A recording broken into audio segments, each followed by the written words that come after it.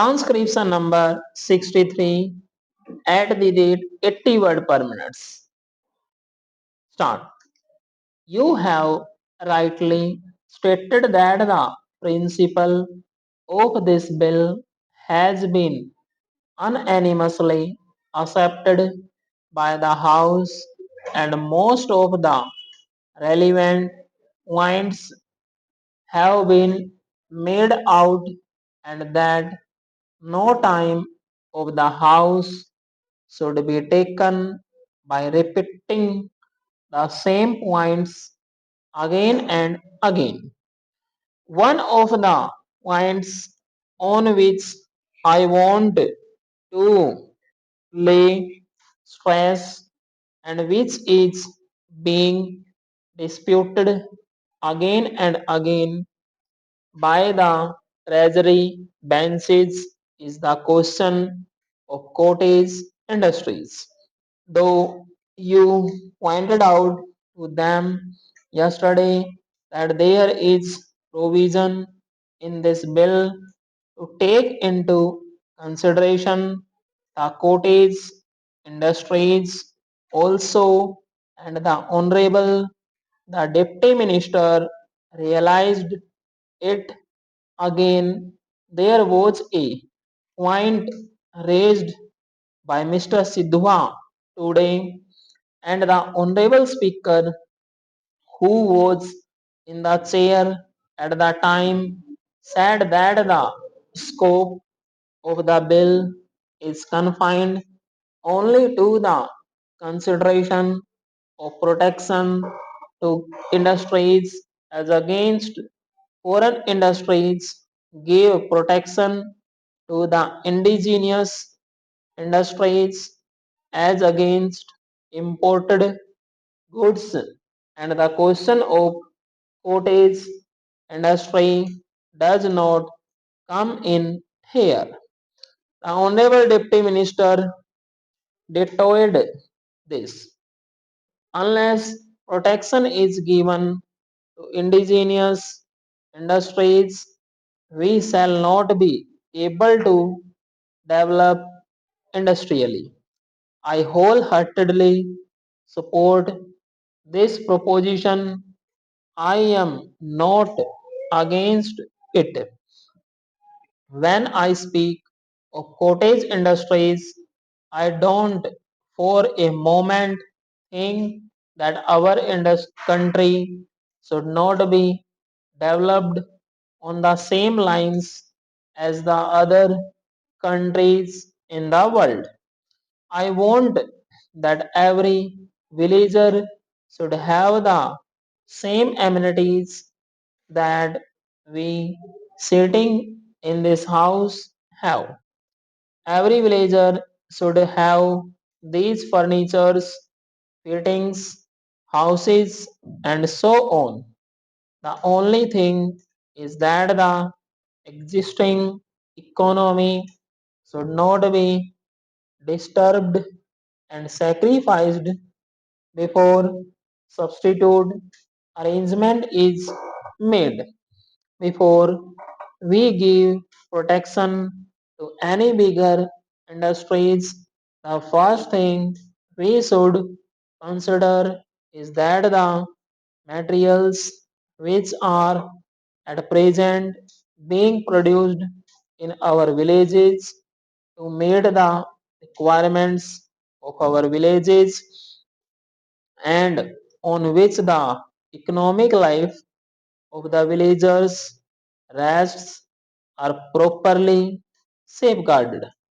We should see that we have sufficient quantity of consumer goods to meet the necessities of all people in the country, and nothing is done merely in the interests of 10% of the people at the sacrifice of existing village economy before making sure of some better substitute.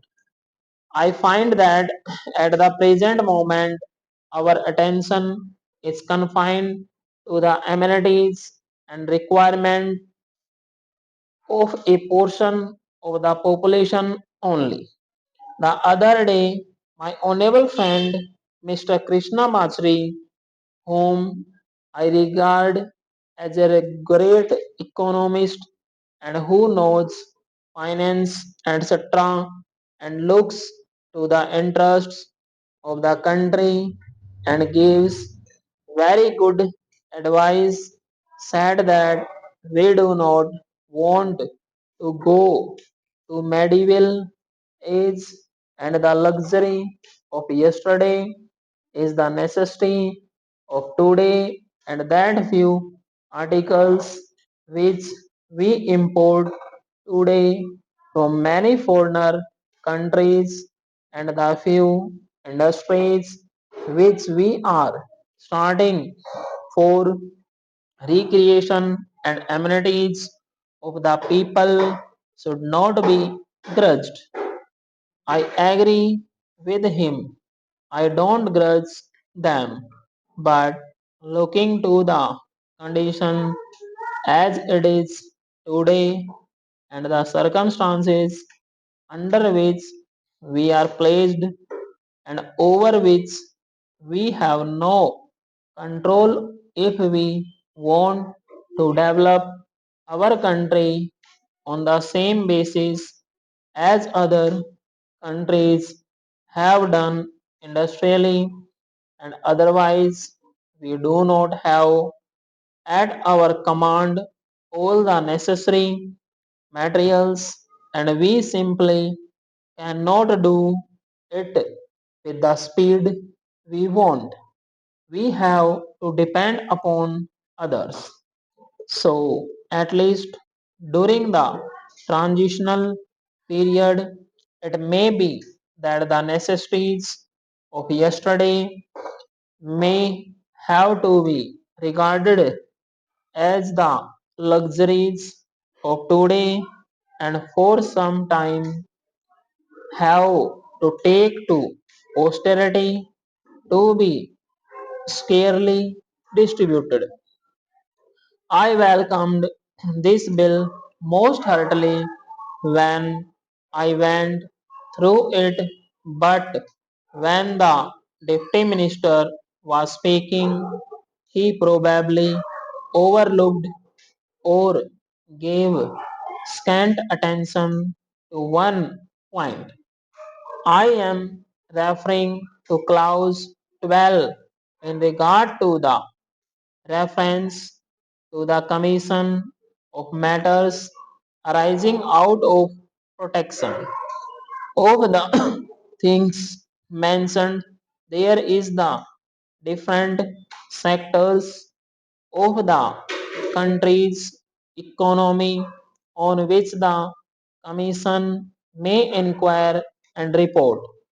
Whenever we start new industries and give protection to them, this clause is always neglected.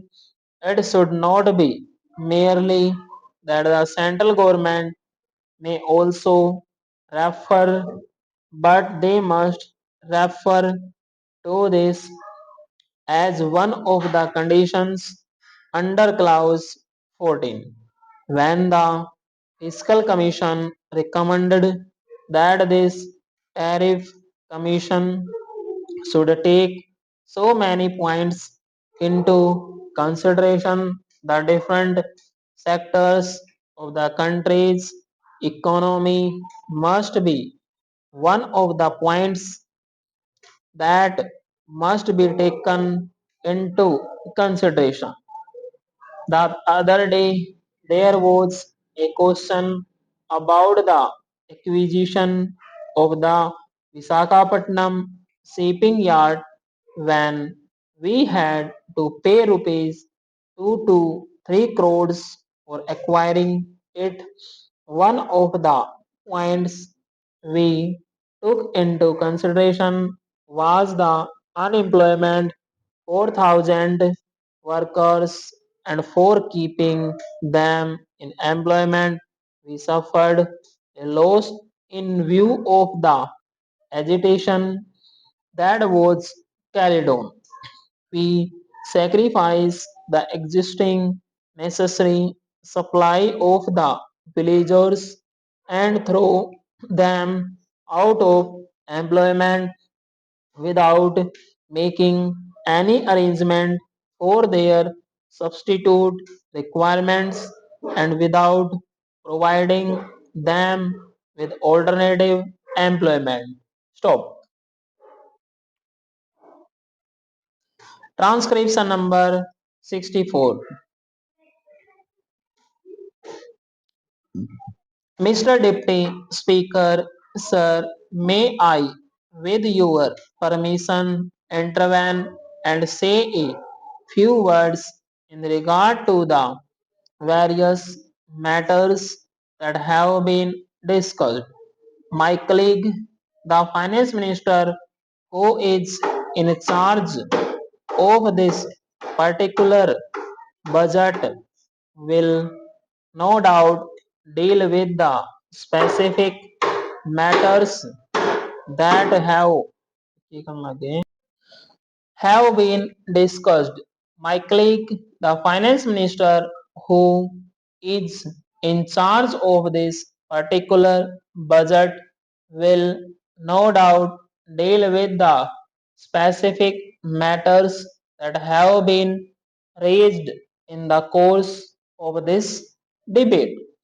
I need hardly remind the House of the fact that although this budget is the individual responsibility of the finance minister, it is also a responsibility of the entire government, and as Prime Minister, I am entirely responsible for it as well as any other member of the government.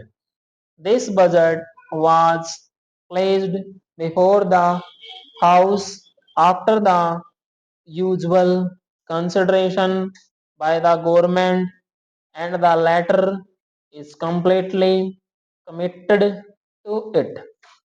That does not mean that we are not willing to consider any new proposals.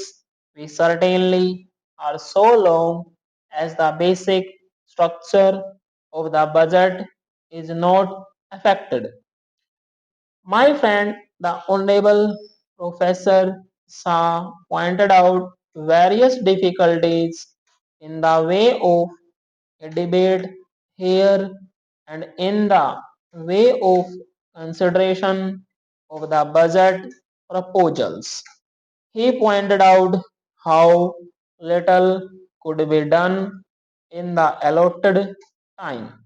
I am in complete agreement with him in this matter. If there are any practical proposals which would enable us to give more time for the consideration of these programs, either formally or informally, I am quite sure that the finance minister will gladly consider them. The real difficulty is, however, more basic, and it is this: the kind of programs which the government has to face now is so vast and intricate that it is impossible for any democratic parliamentary assembly to give enough time for its consideration. It is just a question of time. This this is not a new difficulty. I remember that long debates on this subject took place found in a country like the United Kingdom, where they found that they could not get all along with what is really the 19th century procedure in this 20th century of continuous crises, social programs, and international programs. So, even parliamentary procedure in the United Kingdom has gradually changed, and many matters are left more to the communities than to the House itself. Usually, a principle is decided by the House and its working out is left to committees. The House cannot find time to consider everything, that is, it is a difficulty inherent in the situation. If we find remedy for it, it will not only be good for us, but maybe we will be setting an example for other democratically inclined countries who are seeking such remedies. In spite of the fact that Parliament is in continuous sessions, it is not able to find time to consider in detail all the important matters that come up. We have, in fact, much less time because we are not in continuous session.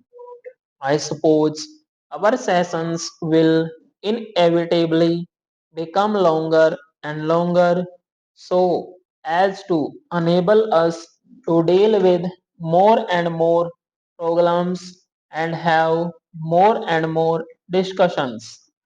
Anyhow, I have stated that what the difficulty is at present, though I am in sympathy with that what Professor Shah said, I have no easy remedy for that difficulty except to say that we are perfectly prepared to consider together with the honorable members of the House any ideas or suggestions and how to give greater facilities for more intensive discussions of any great problem.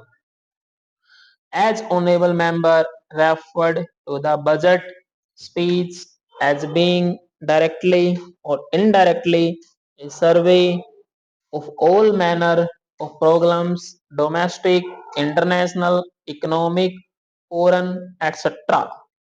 The House can hardly accept the Finance Minister's budget speech to be a survey of all these tremendous programs, although they have no doubt some bearing on the budget. The world is becoming far too intricate and difficult for us to be able to keep the full picture in view always. As I listened to the honorable member who spoke just now, I was wondering whether we had the large picture in mind or were getting lost in few minor and secondary matters.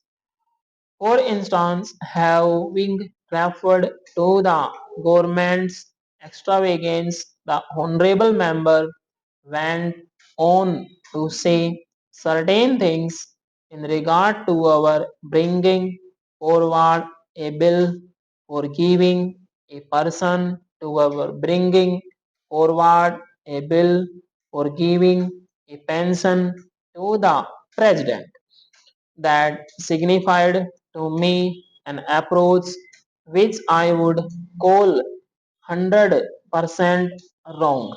Besides, I should have thought that the subject of pension for the president was hardly a matter for debate or reference here. I say, even if this country is starving, even then you have to provide for our president. The honorable member, perhaps um, starvation for the president and himself. I certainly will not stand in this way, but we are considering graver matters than this, and the fact that such points are raised shows that we are not looking at the problems. We do not seem to be thinking of the vast problems that we are faced with and have to wrestle with the vast problems of the country's economy in relation to the world's economy. Stop.